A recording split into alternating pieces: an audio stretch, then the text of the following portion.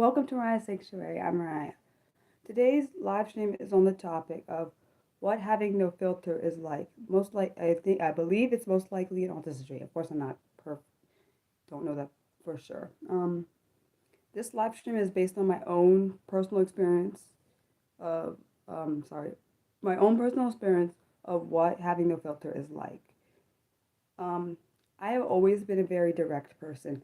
As a direct person, I say what comes to my mind as it is, which unfortunately for some people, a lot of people, it can be off-putting for some.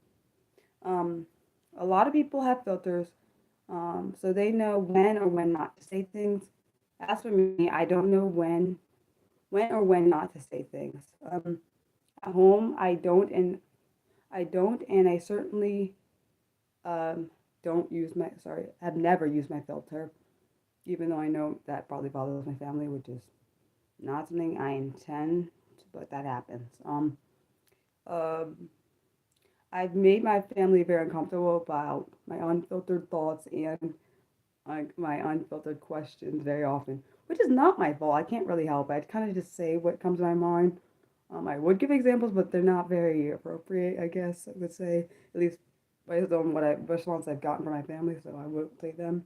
Um, Based on previous church events that I've gone to, I would information dump, especially because I didn't feel comfortable in social settings. And I would say something whether it was appropriate or not. And the only reason I found out that I made people uncomfortable was because my sister, I have two sisters by the way, pulled me to the side and said to me, Mariah, why did you say that? So it showed me that what I said probably wasn't meant to be said, even though I can't really help it. Um, at my most previous job, I worked with kids, so I had to filter my words when I was around, filter my words or stay silent when I was working with kids because of the elementary school age children. And I filtered my words. Sorry, filtering my words is very draining, so I don't like. This is why I don't like doing it. It just is very taxing on my body. I'm sure other people probably can relate to that. With my previous coworkers at my recent job, my most recent job, they actually liked when I was unfiltered and let me be myself, which is not something I typically experience. At least on my other jobs, I didn't really ever feel comfortable to be myself. But most jobs I've been at, because even my most recent job is done based on the neurotypical side, which is very annoying. Hello, to everyone that's in here. What was I gonna say? Oh yes, everything is at least based on the work world that I've experienced so far. I felt like everything is catered towards neurotypicals, and of course I'm not neurotypical. So what I say and do, it doesn't always match what society would see as acceptable. Yeah. Um, and I love that, like at my most recent job, that I was able to be able to be myself, which was really kind of odd for me because I'm like, I was kind of testing it out because people say that you can be yourself, and then when they see it, they don't really like it sometimes. So when people letting me be myself, it actually felt good. Okay. And then my most recent relationship, my ex-boyfriend, he allowed me to be myself, and I've never had someone that actually, at least relationship-wise, allowed me to be myself and not judge me for it. And he's a really good guy. We're still really good friends. And I've never had someone let me what I try to say, speak my mind and not be judged and not feel like there's any kind of shame attached to it. So sometimes I'd be myself, I was like, okay, Mariah, you gotta pull back because of a lot of past trauma and hurt there, unfortunately. So it's like, okay.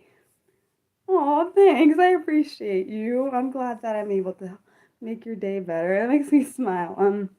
Okay, so like I said, yeah, my most recent ex was allowed me to be myself, which is very freeing and made me feel comfortable being myself, which is very odd for me because I'm like I never really known it's okay to be yourself. Even throughout my whole life, I didn't really understand. So being able to do it, it's kind of almost like like should I, shouldn't I kind of thing. Hopefully, people understand what I mean.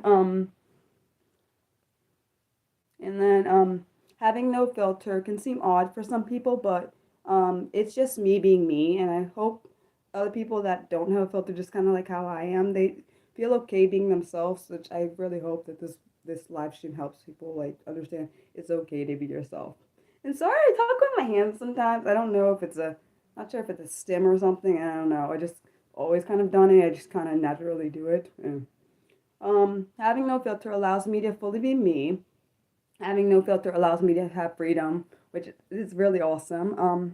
And I hope, like I said, I hope other people get to have that. Having no filter allows me to speak my mind freely.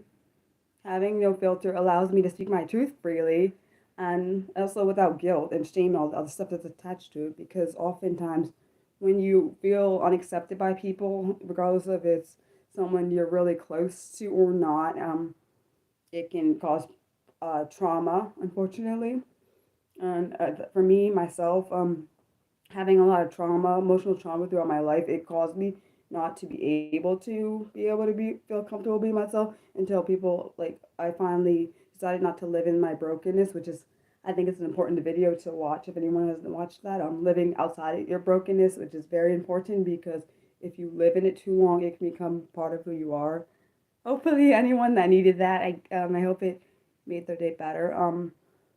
And having no filter is me being fully unmasked and free to be fully myself, which is amazing. It can be scary, but it is really cool. Um, what else? I believe that having no filter is an autistic trait, but I'm not completely sure. What do you guys think? Because I've also heard it could be an ADHD trait, but I don't know. Because as if anyone didn't know, I'm autistic, dyslexic, and an ADHD, so it could actually be maybe both ADHD and autistic trait. What does anyone else think? Because I don't know.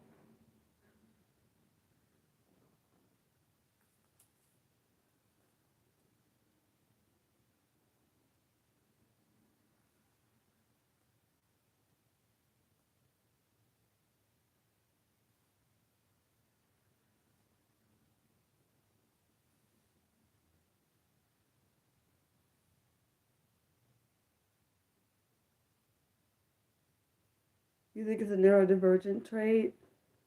It could be. Oh, you think it could be universal? Okay. Because as we well as I don't know if everyone knows this, but ADHD, autism, and dyslexia are all under neurodivergent. There are more, but which is a topic for a future video. One of my future videos is going to be on the difference between neurotypical versus neurodivergent, and in that video, I'm going to break down the things that are under neurodivergency, or I'm sorry, or neurodivergence. Mm, okay. And for anyone that didn't know this, actually, I'm doing two more live streams this week. One I didn't actually expect to do yet. It's on Wednesday at on June 12th at um noon, and it's going to be on the top. It's a kind of a funnish kind of live stream. It's going to be the regular version of 20 questions. Of course, you can ask me questions, but I have questions for you guys. Hopefully, it will be interactive. This live stream is going to be done for finally reaching 600 subscribers, which I never ever thought was going to be happen. So, and then also Saturday's live stream is going to be on me and my emotional trauma and learning that it's okay to be myself. I think that's really going to be a really good live stream, and I hope anyone that feels like they can't be themselves, it actually helps them feel comfortable being themselves. Okay. Oh, sorry, I didn't read the rest of your comment. Universal neurodivergent trait, but as everyone is on a spectrum, people have different traits. That is true.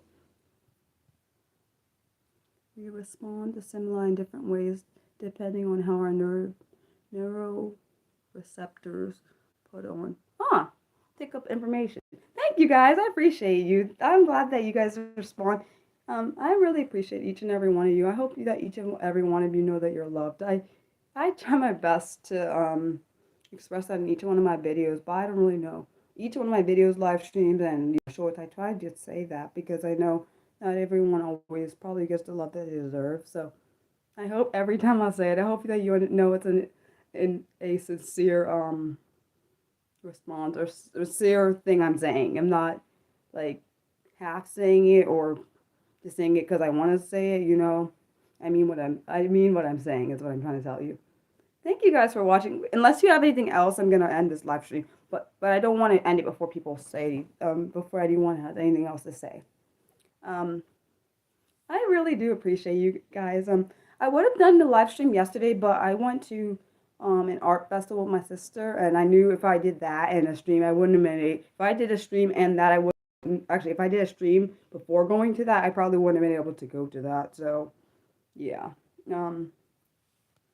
So anyone have anything they want to say before I say thank you guys and like love you and bye thing? I just love being myself. I hope everyone gets to be themselves because I recently learned at 32 years old, which I am now, that it's awesome to be yourself. Because a lot of because of bullying and other past traumas, emotional traumas, I wasn't myself for a long time. So finally understanding that it's okay to be yourself is awesome.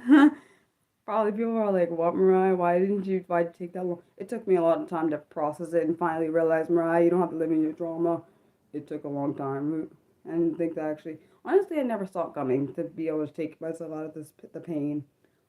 But I'm guessing nobody had anything else to say. So thank you guys for watching. Love you guys. Bye.